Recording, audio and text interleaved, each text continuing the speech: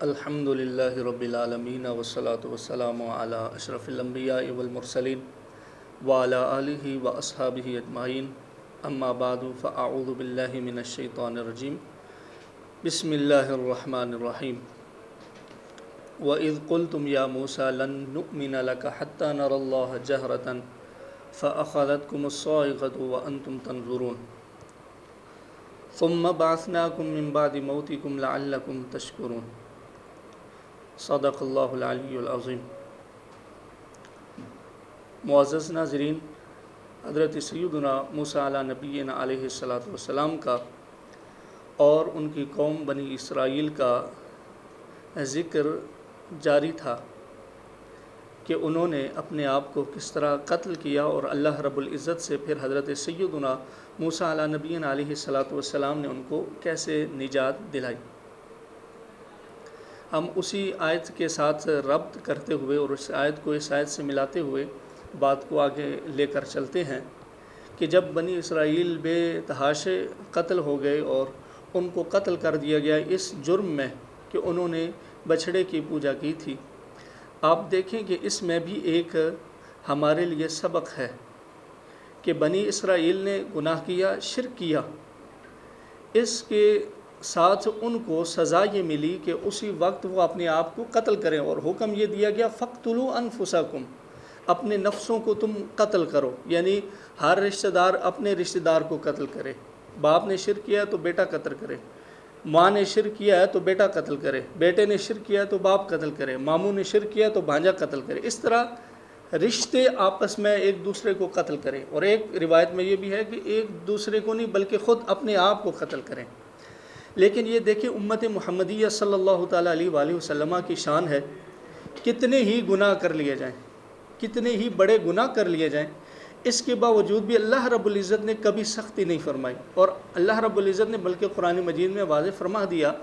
جہاں پر ابو جہل نے ایک دن عذاب کا مطالبہ کیا کہ آپ ایسے ہیں کہ اگر سچے ہیں تو ایسا کریں، ہمارے لیے اللہ رب العزت کی جانب سے عذاب نازل کریں، وہ آپ کی بات تو سنتا ہے، سنے گا، آپ ہمارے اوپر آسمان سے پتھر برسوائیں، یا ایسا کریں کہ بارش لے آئے ہمارے اوپر کہ جو ہمیں بہا کر لے جائے۔ اللہ اکبر۔ نبی رحمت صلی اللہ تعالیٰ علیہ وآلہ وسلم نے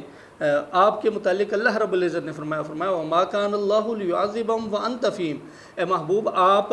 اللہ رب العزت ایسا نہیں ہے کہ وہ عذاب دے ان کو وَأَنْتَ فِيهِمْ جب کہ آپ ان میں موجود ہیں۔ اور ہمارا یہ عقیدہ ہے کہ نبی رحمت صلی اللہ تعالیٰ علیہ وآلہ وسلم جس طرح اس وقت امت میں موجود تھے، اس طرح آپ اب بھی امت کی سرداری اور نگہبانی فرما رہے ہیں، تو لہذا ایسا عذاب مجموعی تو امت مسلمہ محمدیہ صلی اللہ تعالیٰ علیہ وآلہ وسلم پر نہیں آئے گا، ہاں انفرادی طور پر جو ہے وہ عذابوں کا سلسلہ جو ہے یا سختیوں کا سلسلہ، آزمائشوں کا سلسلہ وہ ضرور ہوتا رہے گا۔ موسیٰ علیہ نبی علیہ الصلوۃ والسلام کی قوم سے چند لوگوں نے شرک کیا، اللہ نے ان کو سزا دی۔ اب موسیٰ علیہ السلام نے ان کے لیے کہ یہ دعا و استغفار کریں، توبہ کریں، اللہ رب العزت کی بارگاہ میں ان کو لے جانے کے لیے ان میں سے چند مقدس پاک لوگ جو ہیں ان کو چنا، یعنی جو مذہبی سلسلہ رکھتے تھے اور مذہبی تعلق رکھتے تھے۔ موسیٰ علیہ السلام نے ان میں سے اپنے قوم میں سے 72 کم و بیش لوگوں کو چنا۔ اب جب موسیٰ علیہ نبی علیہ الصلوۃ والسلام نے ان کو چنا 70 لوگوں کو، تو آپ نے ان سے کہا کہ روزہ رکھو، پاکی رکھو، اپنے جسم کو پاک صاف رکھو، کیونکہ تم نے اس بارگاہ میں حاضر ہونا ہے کہ جس بارگاہ کی تقدیس بہت ہے اور جو ہر عیب سے منزہ اور مبرہ ہے۔ ان لوگوں نے ایسا ہی کیا، حضرت سیدنا موسیٰ علیہ نبی علیہ الصلوۃ والسلام کی بات کو مانا۔ اب موسیٰ علیہ السلام کچھ دنوں کے بعد ان کو لے کر کوہ طور گئے، تو حضرت موسیٰ علیہ السلام جب وہاں پر اللہ رب العزت سے ہم کلام ہونے لگے، تو اس وقت اللہ رب العزت کی طرف سے اس کوہ طور پر، پورے کوہ طور پر بادل چھا گیا، اور موسیٰ علیہ نبی علیہ الصلوۃ والسلام کے اوپر ایک ستون نما اس نے کر لیا، تاکہ وہ موسیٰ علیہ السلام ان کو نظر نہیں آتے تھے اور وہ موسیٰ علیہ السلام کو نظر نہیں آتے تھے۔ اللہ رب العزت سے ہم کلام ہوئے۔ ہمارے قرآن مجید کے اندر جو لا ریب کتاب ہے، اس میں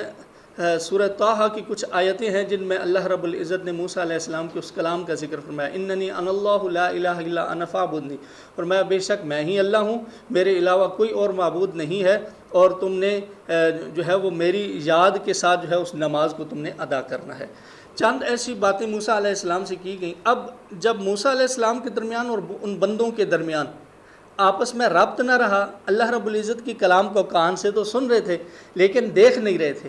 اب انہوں نے یہ دعویٰ کیا اور مطالبہ کیا، اور اس کا اللہ رب العزت نے اس آیت میں تذکرہ فرمایا، وَإِذْ قُلْتُمْ يَا مُوسَىٰ لَن نُؤْمِنَ لَكَ حَتَّىٰ نَرَى اللَّهَ جَهْرَةً فَأَخَذَتْكُمُ الصَّاعِقَةُ وَأَنْتُمْ تَنظُرُونَ، اور جب تم نے کہا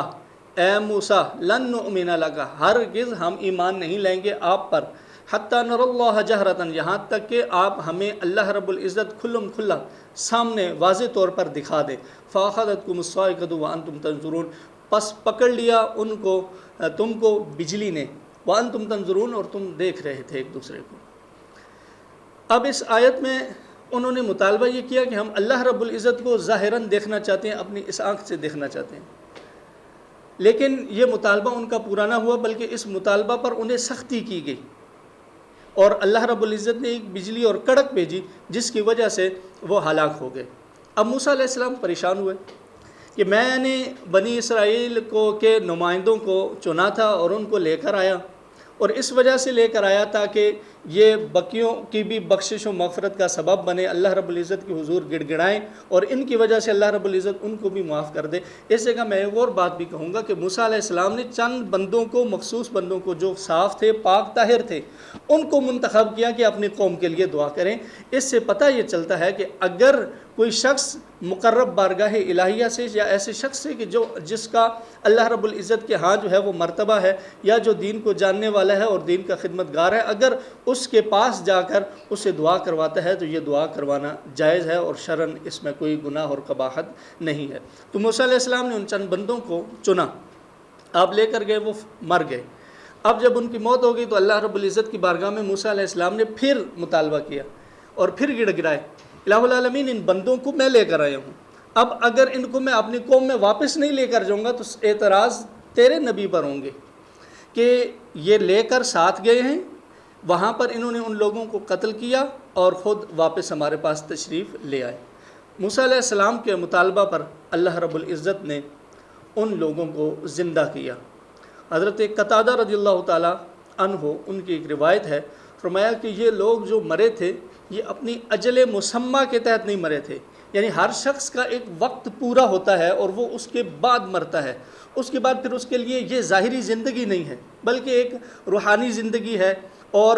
اس کی مثل زندگی ہو سکتی ہے، لیکن ایسی زندگی جس طرح دنیا کی زندگی ہے ایسی اس کی زندگی نہیں ہوتی۔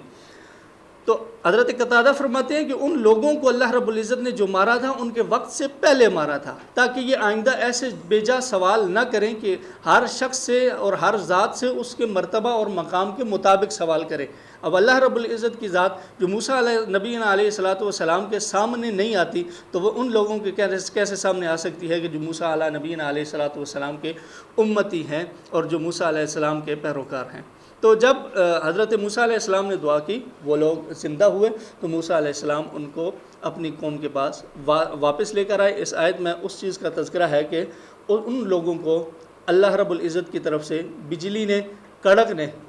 پکڑ لیا اور وہ ایک دوسرے کو دیکھ رہے تھے۔ اور حضرت قتادہ سے یہاں پر یہ بھی روایت ہے کہ جب اللہ وانتم تنظرون سے مراد یہ ہے کہ جب اللہ رب العزت نے ان میں دوبارہ روح پھونکی اور دوبارہ وہ زندہ ہونے لگے تو اس وقت ایسا نہیں تھا کہ سب کو ایک وقت زندہ کر دیا، بلکہ ہر ایک کو مختلف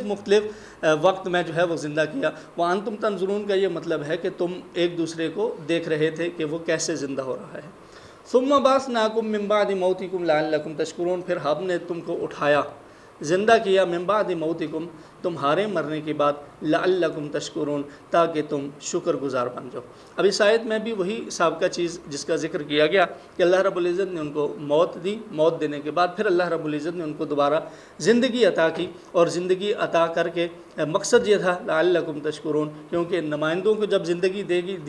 دی گئی ہے تو یہ اپنی قوم میں جب جائیں گے تو پھر اس صورت میں یہ خود شکر گزار ہوں گے، تو ان کے جو پیروکار ہوں گے وہ بھی شکر گزار بنیں گے اور وہ بھی اللہ رب العزت کے حضور شکر گزاری کریں گے اور اس کی عبادت و ریاضت کریں گے۔ اب اس سے ہمیں کیا چیز حاصل ہوتی ہے؟ آیتوں کا خلاصہ ان دو کا کیا ہے؟ نمبر ایک تو یہ ہے کہ ہر شخص سے اس کی ذات کے مطابق سوال کرنا چاہیے۔ اب اللہ رب العزت کی کیونکہ اگر اس کی ذات کے مطابق سوال نہ کیا جائے تو پھر ممکن ہے کہ وہ سوال بھی قابل مواخذہ ہو، لہذا اور شاید بے ادبی کے زمرے میں آئے تو اس صورت میں